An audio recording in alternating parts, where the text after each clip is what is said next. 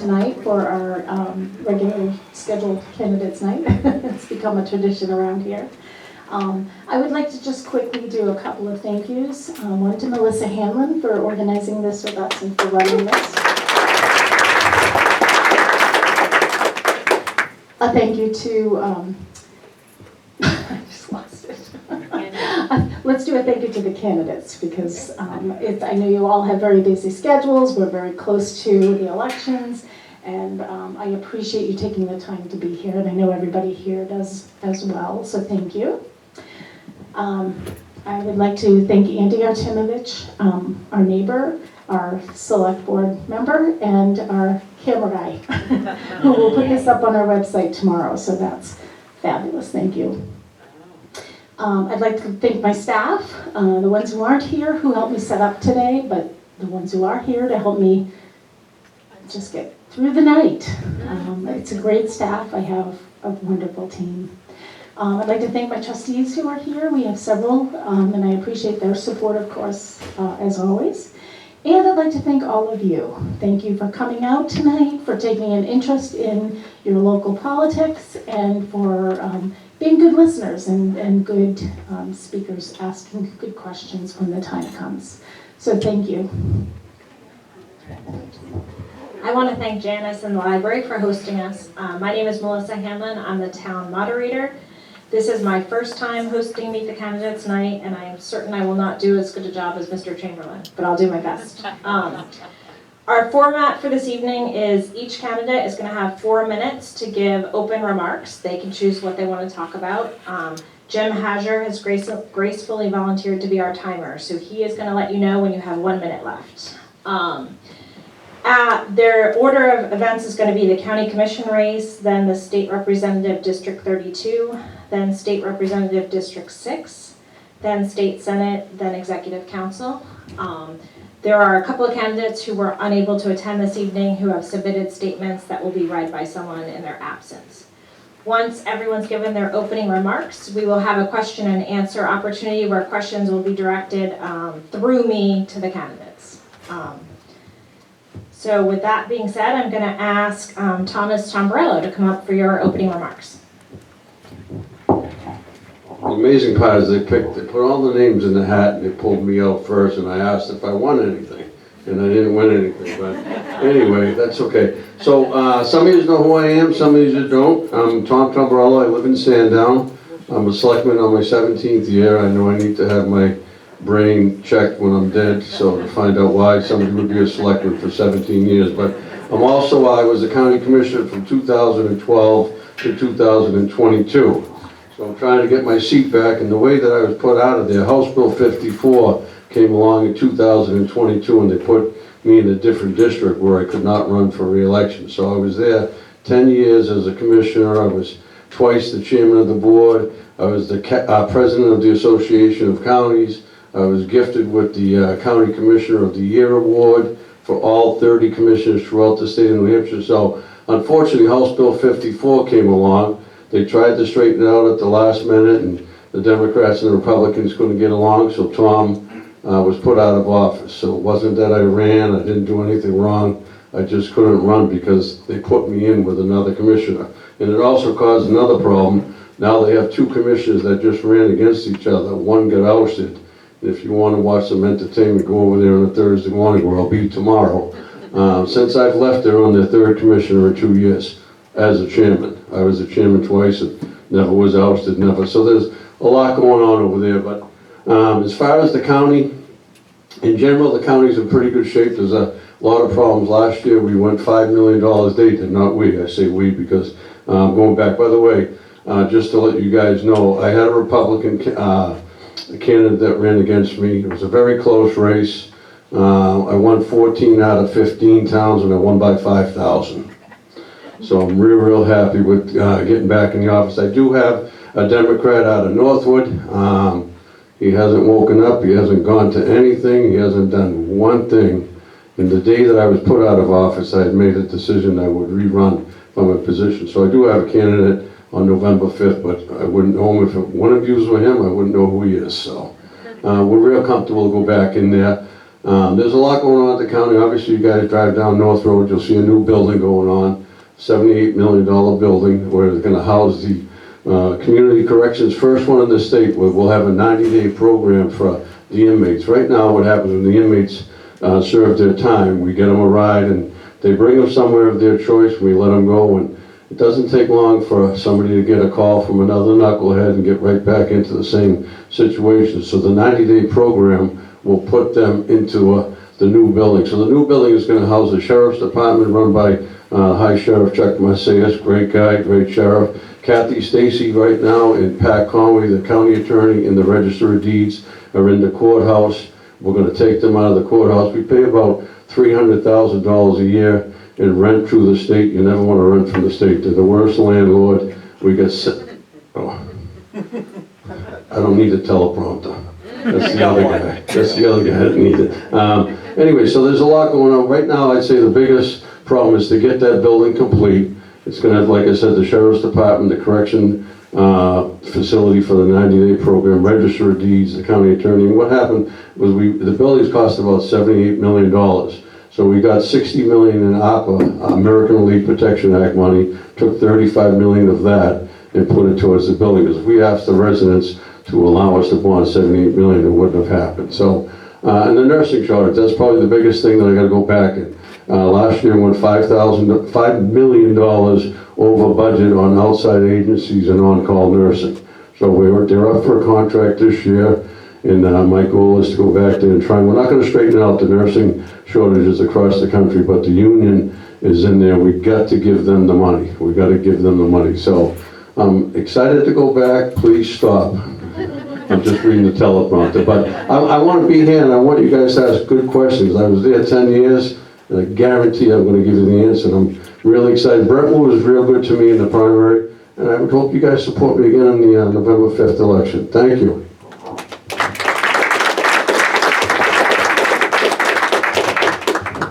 Thank you. So the other candidate running for county commission race is William Tappan, and as far as I know, he's not here. All right, fair enough. So we'll move on.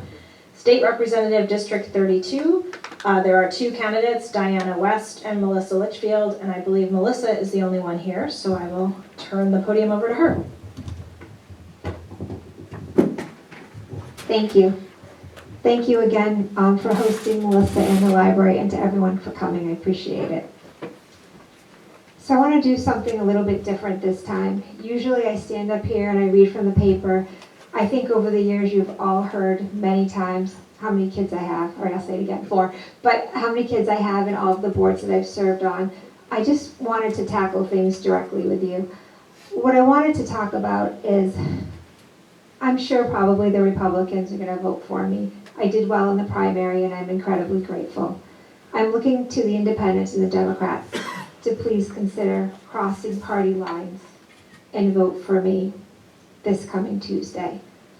I say that because I've done community service in this town for many years. My children do community service now. My husband has coached. I've served on the school board for many, many years. You've seen the charity work that I continue to do, whether it be, I'm just trying to think of it off the cuff, but the school supply drive that I've done, or the drive for the people of North Carolina.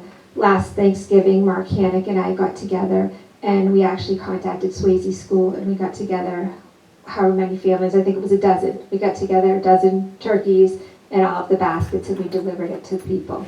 So I just want you to know that we are deeply committed to this community. I also wanted to talk about some of the hot topics that are out there. One of them is abortion. And I know everyone's going to say she's nuts. Why is she bringing this up? Because my opponent's not here, right? And I probably won't have to deal with any of these questions. But you all know that I will always keep it real, and I will always be upfront and honest with you. My father was an OBGYN. I worked in his practice for years in the 1980s. And when I was there, look, I saw both sides of everything. And I'll tell you right now, I feel very strongly that it's a very personal decision. And as a politician, it makes me super uncomfortable to get involved. That's just how I feel. That's between a woman, the gentleman, her doctor, and God. it's not up to me. So that makes me uncomfortable. I'm not going to touch that abortion law that we have in the state of New Hampshire. Regarding the education freedom account, that's another big hot topic with the Republicans. I served on the school board aggregate for 15 years. I have kids, we have kids, that are a product of both public and private school. I don't think anybody moves into a town and says, oh, I want to ship my kid off an hour away for school, right? Isn't the goal we all want to send our kids to the local public school? I have zero desire to dismantle any public school. My desire is to strengthen our public schools. And sure, we do good with our scores in New Hampshire, but is that really good enough? We want to do great. That's where I'm at. As far as the EFAs are concerned, I just want people to know that typically if a family applies for it, I'm going to talk quick. The bottom line is that at this rate, it is costing the state $22 million, but it is saving us $100 million. If you want to ask me a question about it later, because I just got the 1-minute warning, I will be happy to explain it further. I do want us to secure our northern border. Right now, we have about 30,000 illegal people in the state of New Hampshire. I will advocate for parental rights. I will advocate for our veterans. You know I believe in limited government. I will not put forward any new taxes whatsoever. I would like to have some fun though, and honestly put forth a bill. It's very unconventional, but I'd love to put forward a bill or for a study committee just to follow an item, a commodity, or even a person, just to see how many times you truly get taxed every step of the way and see how it adds up and see what we can do about that. So thank you. Please vote for Melissa Litchfield, Tuesday, November the 5th. Thanks.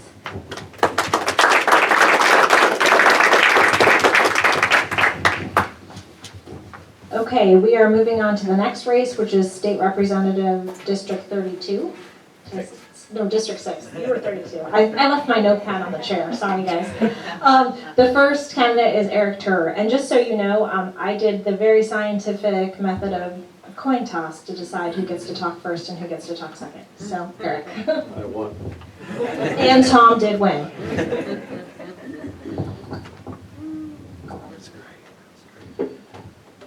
Great, so let me start off also thanking the library for hosting this, Melissa as our new moderator for getting us all together and everyone that's here. It's great to see a full library turnout tonight. I know many of you, most of you maybe. I'm Eric Turer, I'm your current state representative here in Brentwood. My wife and I, my wife's here in the audience, lived in town for 25 years. We raised our family here. We love this town and everything about it. I've been involved in lots of things in the town along the way, but my greatest honor really has been serving as your state representative, representing our community in the legislature. And so I'm here asking for your vote to continue serving the community for another term. Why re-elect me? I'll name a few things. First, I think I've been effective. I think I've fully embraced the job. I've never missed a vote in Concord on the floor or in my committee. I've sponsored some what I think meaningful legislation. I've spoken at hearings for bills that matter to our town and that have reached out for our town residents. I've always been openly available directly by cell phone, by email, or by meeting. I hold office hours in the town hall once a month to elicit input from people. And I've also done a good deal of what's called constituent services, helping individuals directly when they're having problems with state agencies. That's another thing. As a state rep, you have the ability to sort of connect people in ways that they can't directly. So second thing that I'll say is I made the promise when I was running to put policy over politics, and I feel like I've really worked hard to do that. In my opinion, there shouldn't be a big difference between those two, but a lot of what's coming out of Concord or has come out of Concord, I think would never be really seriously evaluated from a policy standpoint, but yet that's sort of where it's been. So that was a motivation from the get-go. I bring 30 years of senior level policy consulting to the job. I work on access to health care, both here in New Hampshire and across the country. And when I go to Concord, I combine that policy understanding with my knowledge of this community in the decisions that I make. I like to say I've seen the best and the worst of what government can do government and industry can do to solve problems, and I think I know the difference. So that's helped me earn the respect and trust of my fellow legislators in the 2 years that I've been in, from both parties really, as someone who is able to build consensus and help get us to sensible solutions. I was honored as a freshman legislator to present some of the session's most prominent or important bills on the floor of the House, including two, I will say, proposals to reinstate the right to freedom of reproduction in our Constitution. And the last thing, I've really tried to be a unifying force. There's too much division, it's undermined the fabric of our community. One thing that's a little different is I was a founding member of what's called the Granite Bridge Legislative Alliance. It's based around the Braver Angels principles, and it's the first in the nation of a legislative caucus trying to bring people together for constructive conversations. I brought that group to the town. So I'll end saying, I've knocked over 1,000 doors this campaign cycle here in town. And yes, we do have over 1,000 doors in Brentwood. Not just to get reelected, but to hear people on their doorsteps, hear their concerns. That's sort of a unique thing you can do in the House in New Hampshire. We're a strong town, we're a strong state, we have some of the best outcomes in the country with one of the lower tax burdens, but there are plenty of people out there who are facing struggles, and that's sort of what the job is. So I have a list of my priorities on my palm cards, which are back there. Some of you may have seen these, I've dropped them all over the place. With time running out, I won't read through them all, but hopefully it'll come up in the conversations. Each of those bullets on this list are not empty words. I have on my website detailed descriptions of where I stand on various questions related to all of them on my website. I'll end by saying that there are many of the issues here in Brentwood that we attribute locally are really the result of what happens in Concord that we may not be aware of, and having an informed and engaged representative is essential. So I hope I've earned your continued support. Thank you very much.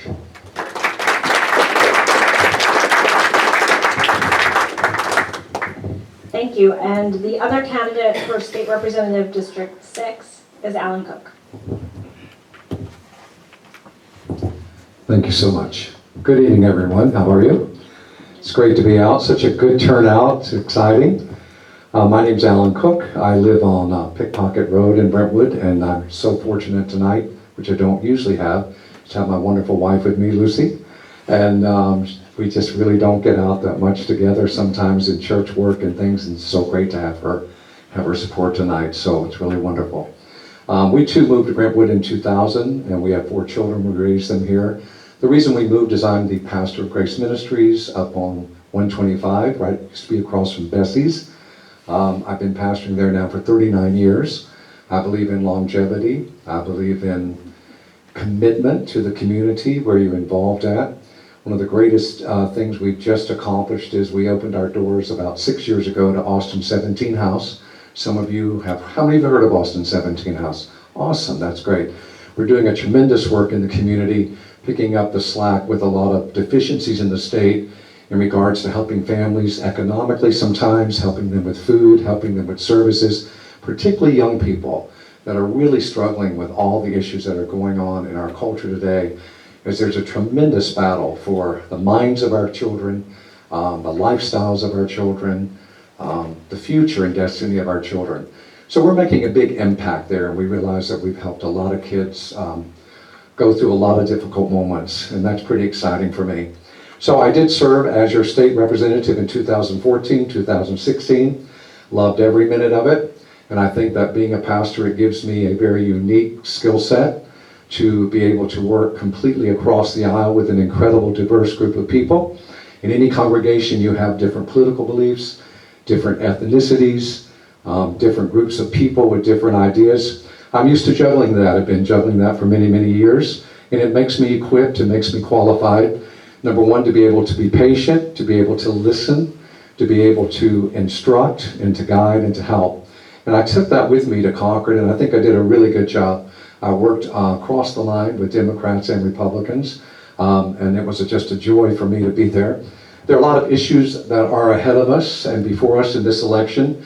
It saddens my heart to see the polarization of our nation. It is something I pray about every day, that this sort of power control, whatever's going on, would be broken.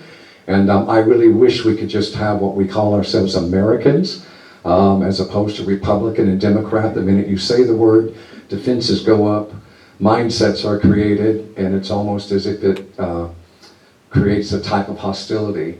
But I would ask you to remember that we're all Americans. We're Americans first. And we have a great country, we have a great state. I love New Hampshire, love the town of Brentwood, and I'm looking forward to serving again. I believe that I've got a great opportunity to get back into office. I believe I can solve some of the housing issues working with the groups that are around. I also believe that I can master through most of the social issues that are going on. Certainly I've talked to women who've had abortions. Certainly I've talked to women who would never have an abortion. So I'm on both sides of the aisle in that sense, that I understand the dilemma of women. I understand the beauty and dignity of children. This is a very, very difficult issue. And another thing that bothers me is the polarization around that people make it so black and white. And it's not black and white. People's lives are not black and white. They are gray, and they have a lot of difficulties around them. So we have to work through that. And our leaders have to help us walk through that so that we can have a consensus and a unity around that. Of course, I'll not allow any taxes. If I'm there, I'll not vote for one tax raise for anything. I think that the problem, not just here, we have a good economy. New Hampshire's a great place to live, but you kind of bridge over into I gotta stop. So you can finish your sentence. I finished my sentence. Thank you so much. I appreciate that. And we kind of bridge over into the, if you will, the federal level. And what I was saying is that it's not a matter sometimes of money, it's mismanagement. And I think we're all tired of the mismanagement of our money. And that relates somewhat to taxes, but other things. Thank you.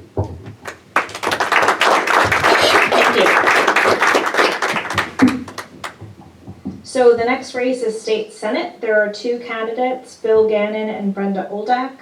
Mr. Gannon was not able to attend this evening, but did send a statement to be read, and I will read it for you. But I have to put my glasses on first.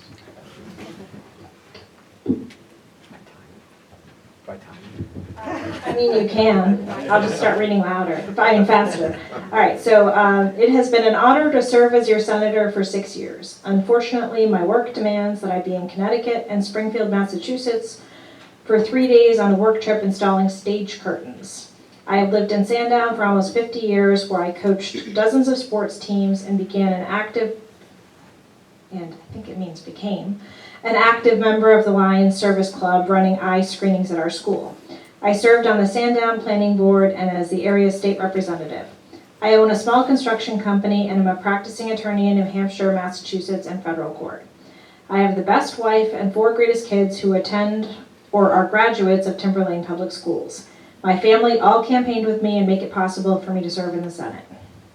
In the Senate, I have served as Vice Chair of Transportation, Vice Chair of ED&A, and currently I chair Commerce and Vice Chair Judiciary. I also serve on numerous commissions and minor committees. Twice I have been named Legislator of the Year by the New Hampshire Police Chiefs, and I introduce most of the police legislation every year. The New Hampshire Medical Association awarded me their Legislator of the Year for my passing legislation developing a system of care for visitation and care of at-home seniors in need. The New Hampshire Athletic Trainers named me Legislator of the Year for setting up a uniform protocol of treatment at sporting events at our schools to ensure the safety of my children and yours. I am proud I passed legislation for 100,000 veterans, increasing the property tax deduction by $250 per veteran, or $25 million a year total. I passed legislation stopping nursing homes from keeping 2 months of rent after death and lowering it to 7 days. This saves families an average of $20,000 after the death of a parent or spouse. I passed nurse retention legislation giving graduating nurses $10,000 a year off student loan debt if they commit to living and working in New Hampshire for 4 years. Currently, our county home is paying an extra $4 million to traveling nurses. To fill one nurse's role with 4 traveling nurses for 4 3-month periods costs about $250,000 a year. This is not sustainable. A new nurse at $40,000 base pay and the new $10,000 tuition reimbursement will save $200,000 per nurse and is a piece in fixing the nursing shortage. Also, young nurses tend to settle where they live, and if we keep a young nurse here for 4 years, she will probably settle here, giving us a nurse for life. I have written and passed 20 such common sense bills that I wrote and primed sponsorship in the Senate. Just so you get a better feel for me, I support girls only competing against girls on our public school teams. I wrote the Senate anti-sanctuary city legislation so Homeland or ICE would get a call from our local police if an illegal alien violated a state law, so that we could vet illegal aliens that had not been screened at our porous borders. We have New Hampshire communities with written what they call welcoming ordinances that punish police who cooperate with federal law enforcement on deportation. We need to keep New Hampshire safe and can't afford the $461 billion price tag open borders cost the country annually. Finally, I have met with many district parents whose children died of fentanyl. These parents want the drug dealers to serve mandatory minimum sentencing for having murdered their children by knowingly selling a deadly drug. I will pass mandatory minimums for commercial fentanyl dealers and for any dealer whose drug resulted in death. In energy, I favor an all-the-above approach, but want to work more on clean and cheaper natural gas at 3 cents a kilowatt hour over the costly wind, hydro, and solar options costing double to triple the price. Also, to taxes in the state Senate, my Republican majority for 3 years has sent $261 million a year, 1/3 of the rooms and meal tax now, directly to towns for property tax relief, which is a new annual $438,000 to Brentwood.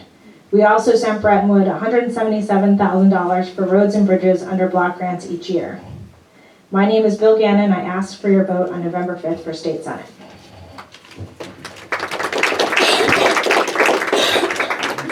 It's a lot more awkward than it looks.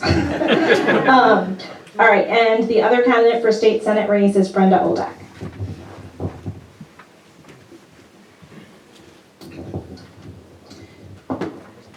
Thank you, Melissa, and thank you everyone for coming. My name is Brenda Oldak, and I've lived in Southampton for 46 years. I'm a retired RN and business owner. My husband and I owned and operated Jeweltown Vineyards, which was the first successful commercial winery in New Hampshire. And then we supported and helped with the education of other winery owners. And because of our success, there are now over 30 wineries in the state of New Hampshire. We started the New Hampshire Winery Association and worked with the State Liquor Commission and with the State Department of Travel and Tourism, and brought in business, tourists, and revenue, tax revenue into the state. As a retired registered nurse, my latest position was as a certified diabetes educator with the Rockingham VNA. I have my master's as a clinical specialist in cardiovascular nursing and have also worked in the ER and respiratory surgical ICU. I'd like to tell you this evening why I'm running, tell you a little bit more about some of the issues we're facing and the contrast between my opponent and myself. One of the primary issues that we face in the state is high property taxes, and it's stifled our economy. Nationally, our stock market is at record highs, corporate profits are at record high, and national unemployment is low. But in New Hampshire, we have trouble attracting young workers because of our high property taxes, which reflect on our rent. There's high rent and lack of affordable housing.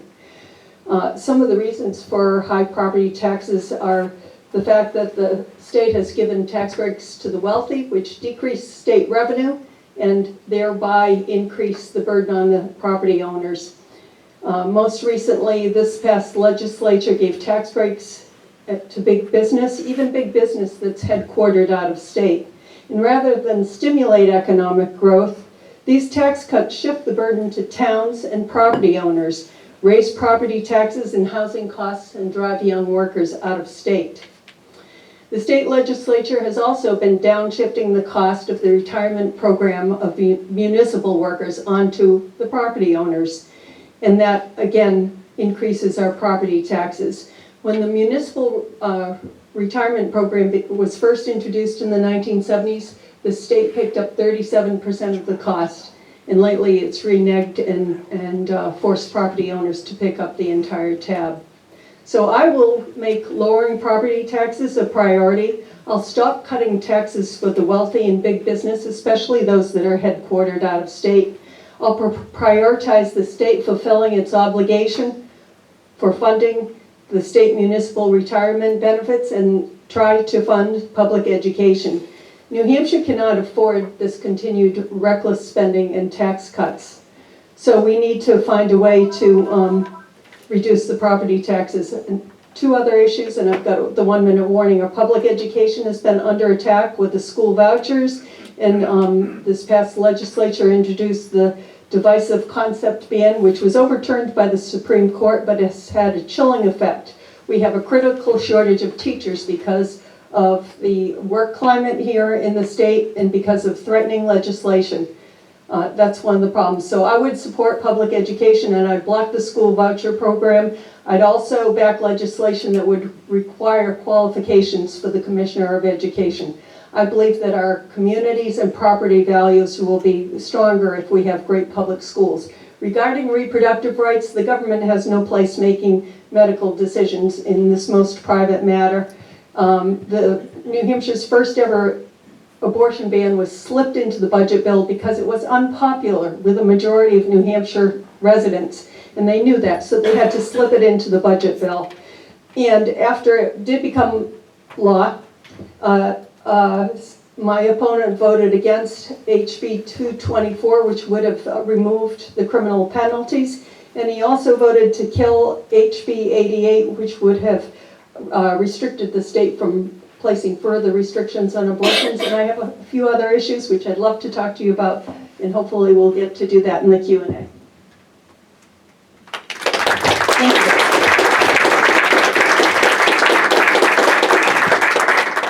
Our final race is New Hampshire Executive Council, and the first candidate is Jon Morgan. I missed the coin toss, Melissa. Oh, it was in advance. It's nice to see you all. As you know, I'm Jon Morgan, and it's been really an honor to serve the town of Brentwood for many of the last several years. So I think we're going back 7 or 8 years now. I started off serving on the planning board. I served in the state senate, and I just started my second term on the select board, as you know. Live over on Lake Road with Katie, my incredible Wonder Woman of a wife, and our 3 little boys, Thomas, William, and Gabriel.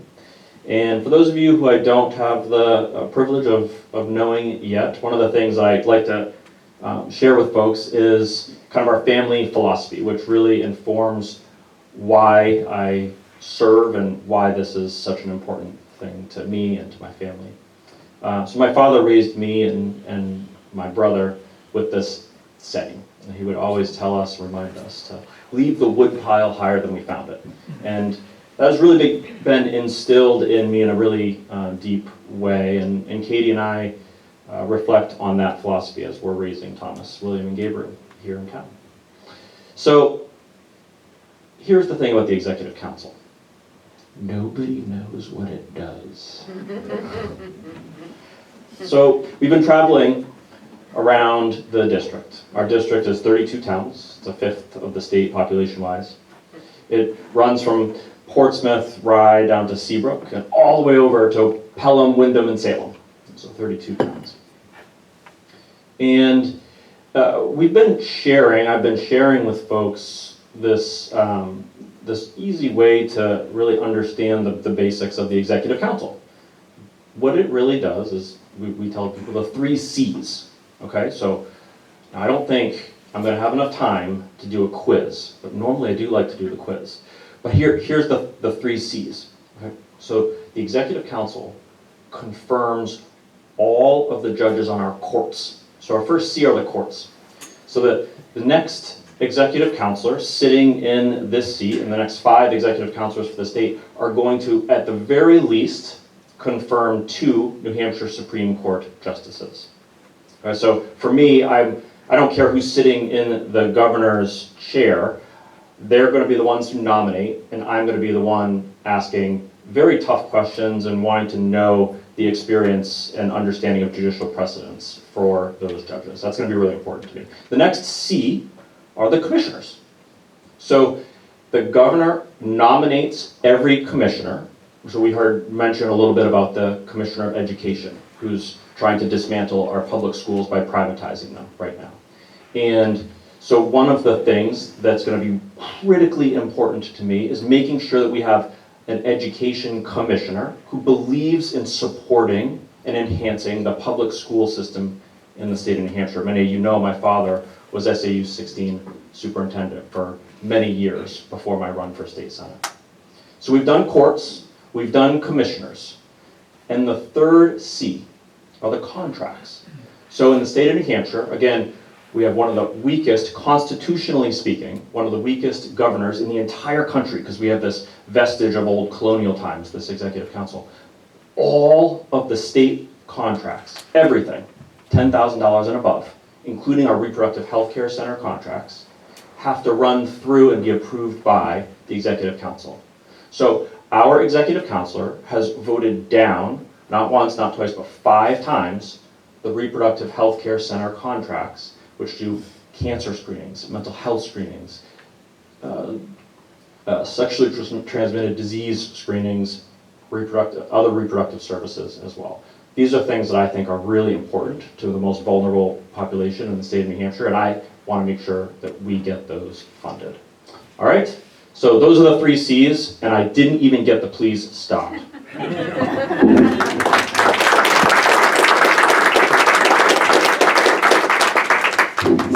Our second candidate for executive council is Janet Stevens. She's unable to be here this evening, but she sent someone to read a statement in her absence. So Dr. Rhonda Hodge is here.